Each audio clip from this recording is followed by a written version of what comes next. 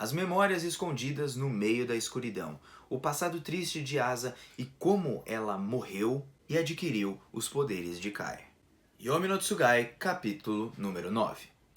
E aí galera do canal do Mano Joe, como vocês estão? Espero que todos estejam muito bem e hoje para mais um vídeo de Yomi no Tsugai. Vocês devem ter estranhado, falado, nossa Joe, você demorou muito para fazer esse vídeo. Bom, o que aconteceu? A Scan que traduzia, a gringa pelo menos que traduzia Yomi no Tsugai, deram uma parada por causa da Square Enix que tava meio que impedindo de vazar alguma coisa. Agora que eles conseguiram vazar, nós conseguimos o capítulo número 9, claro, em inglês. Porém, vocês podem ler aqui no link aqui embaixo, beleza? Então, vamos para mais esse capítulo que pra mim foi um dos melhores de Yomi no Tsugai. A autora sabe explicar muito bem, ela sabe fazer uma história enxuta, uma história muito boa, concisa e muito misteriosa. Bom, no capítulo número 9, que tem por nome Asa e Kai, vai começar com o passado do Yuru e o seu pai, Mine-san. E assim como tinha mostrado no capítulo passado, tinha um cara lá, um bandido tentando atacar o Yuru, ele ficou com muito medo, o seu pai conseguiu o proteger. E no capítulo é mostrado pra gente que na floresta é muito fácil de se esconder a morte, né? Esconder os seus corpos ali,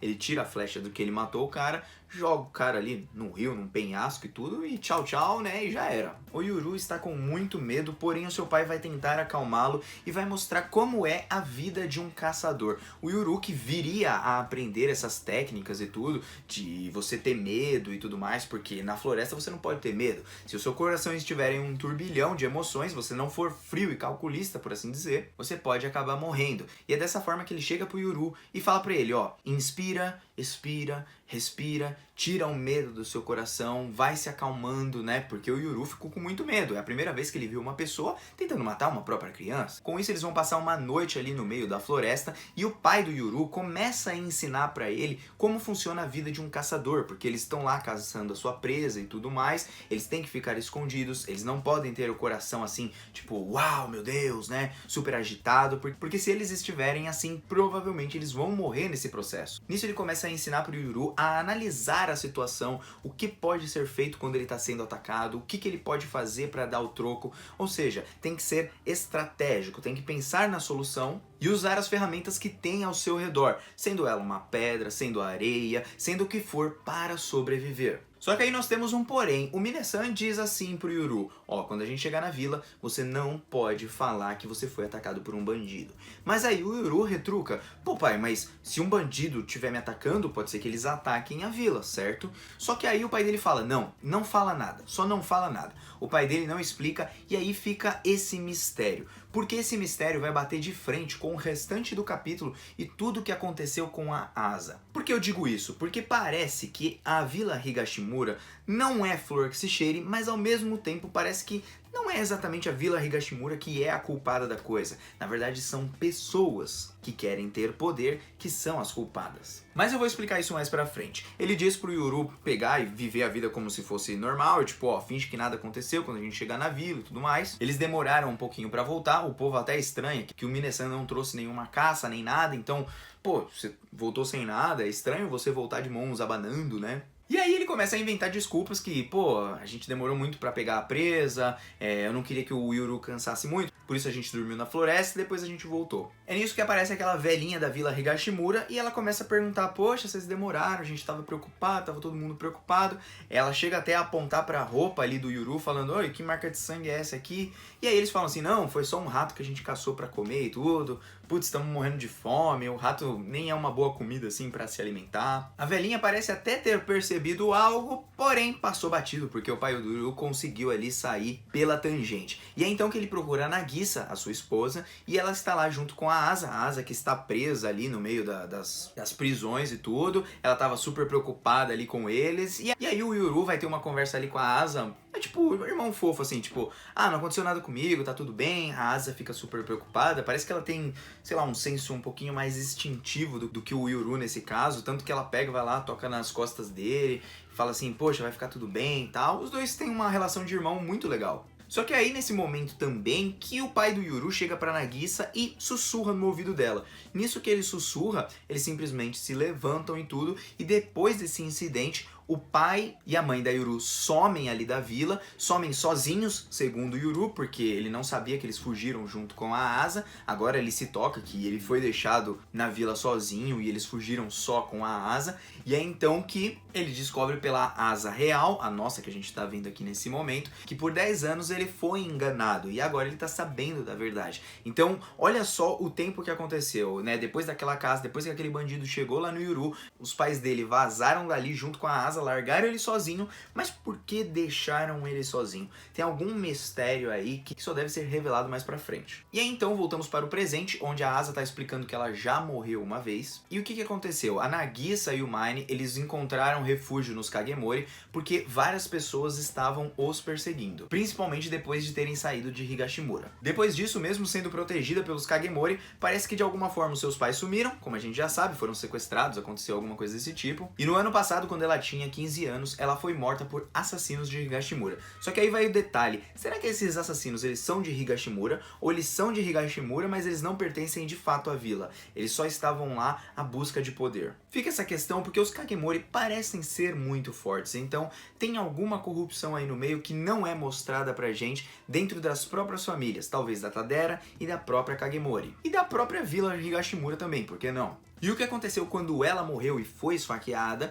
Ela foi parar em um lugar onde é o limite da morte e da vida, ou seja, o limite da morte e da vida não seria a vida em si, mas sim o nosso mundo e a linha que cruza os dois caminhos. E aí ela encontrou o poder do Kai, ou o Tsugai Kai, né? E agora nós compreendemos que o próprio Uru, ele pode adquirir os poderes de Fu, né? E tem o Kai, a partir do momento que ele também morre. E é isso que ela se encontra nesse lugar, ela encontra um bichinho lá, meio doidão, que é o Tsugai Kai, e aí ela começa a conversar com ele, perguntar se ele era o inferno, porque ela tinha morrido e tudo, tinha um monte de coisa acontecido, e aí o bicho fala, não, aqui não é exatamente o inferno, não é o céu também, mas não é o inferno também. Parece que esse bichinho, ele tem uma grande biblioteca ali no meio, ou seja, ele parece ter um grande conhecimento sobre as coisas, e é então que ele vai lá, tira um negócio e fala que o nome real daquele lugar, e o nome desse lugar é Yomotu Shirasaka. Isso tudo não passa de um conto na vila, como é dito pra gente, que 2 gêmeos vão nascer, um garoto e uma garota, onde o sol e a lua estão iguais, basicamente isso, sabe? Quando o dia e a noite são iguais, seria tipo o horário da meia-noite, quando um tá nascendo, o outro tá indo, mais ou menos isso, quando eles estão iguais ali no horário certinho. Que aí eles viajariam para o submundo e se tornariam os reis dos Tsugais, né? Os governadores dos Tsugais.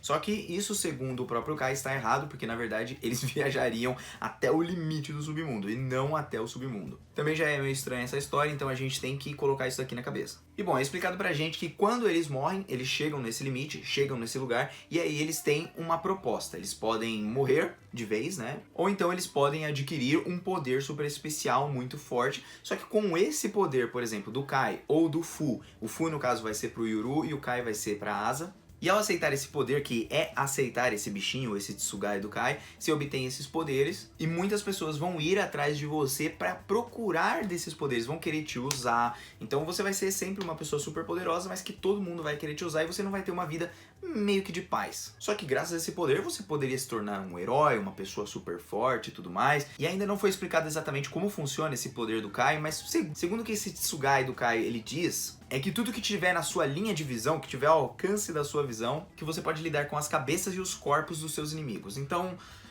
aí fica meio confuso, vamos ver se ela pode mexer com a mente das pessoas, com os corpos, assassinar, ainda não sabemos mais ou menos como funciona esse poder. Nisso a Asa pergunta um pouquinho mais sobre o seu irmão, se ele tá morto, se aconteceu alguma coisa, o bichinho fala, pô, seu irmão é o Fu, então no caso eu não sei o que aconteceu com ele, até porque se ele for parar em algum lugar ele não vai parar aqui, ele vai parar nesse Fu, que talvez seria a linha entre a vida no céu e a morte? Não sei, porque se for um lugar diferente, faz nexo a gente pensar que teria que ser um lugar um pouquinho diferente, mas vamos entender melhor depois, né? De toda forma, ela quer salvar o seu irmão, quer saber se ele tá vivo, então ela aceita esse poder do Kai, que deve ter alguma coisa contra aí, mas que não mostrou nesse capítulo. Nisso a gente olha os assassinos de Higashimura e eles já sabiam que ela, ao morrer, ela seria revivida com o poder do Kai e com isso eles conseguiriam algum bônus ali, alguma coisa, e a usariam. Só que esses assassinos de Higashimura, parece que eles estavam, na verdade, infiltrados na vila de Higashimura. Não parecem exatamente que são habitantes dali de verdade. Não digo só pelas suas roupas, mas pelo modo com que eles falam.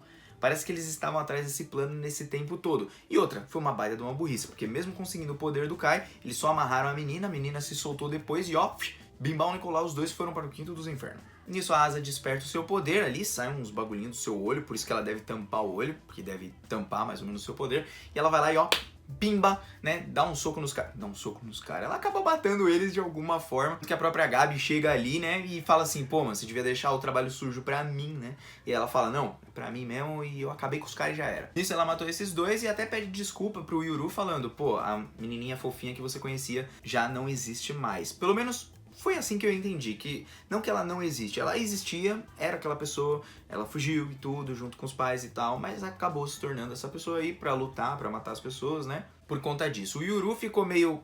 Não sei se ele ficou meio cambaleado, ficou pensando um pouquinho na situação, porque ele acaba de descobrir que foi abandonado, ele ainda não se localizou, ele ainda não tá entendendo muito bem onde ele está, onde que ele tá pisando, quem que ele vai se unir ali, com os Tadera, com os Kagemori, ele vai ficar ao lado da sua irmã, não vai? O que será que vai acontecer, né? Ele parece estar bem pensativo. E é então que a Gabi acaba voltando lá pro seu quarto, ela encontra lá onde ela tinha detonado aqueles outros bichões, tem um bagulhinho que parece meio que de voodoo, mas pelo que diz ali na tradução, aqueles bichinhos representam os guardiões do submundo, segundo a mitologia budista e chinesa. E quando vocês os encontram, né, essa pedaço de vaca e um pedaço de cavalo, é quando você chega lá praticamente para entrar no submundo, quando a sua alma morta chega para lá. Isso pode nos dar algum tipo de dica que vai se apresentar com novos personagens na obra, para ver quem é que tá por trás de tudo isso. E bom, o pessoal tá lá limpando a sujeira do sangue de todo mundo, quando chega o Dera para encontrar com o Yuru na casa dos Kagemori. Não parece que eles têm uma rixa, tipo, uma rixa super feroz. É muito de boa pra ele chegar lá e bater na porta deles, então acredito que tem ali alguma coisa, mas as famílias não são exatamente aquelas famílias brigonas de verdade. Que um quer o poder do outro por motivo X ou Y, entende? Ainda tem muita coisa escondida, esse capítulo apresentou muita coisa pra gente, eu gostei demais. E, gente, esse poder do Kai, ele deve ser um poder que solta. A gente vê ali pela explicação, tudo que tiver na sua linha de visão... Ai, caramba! Caiu meu óculos aqui. Bom, tudo que tiver assim...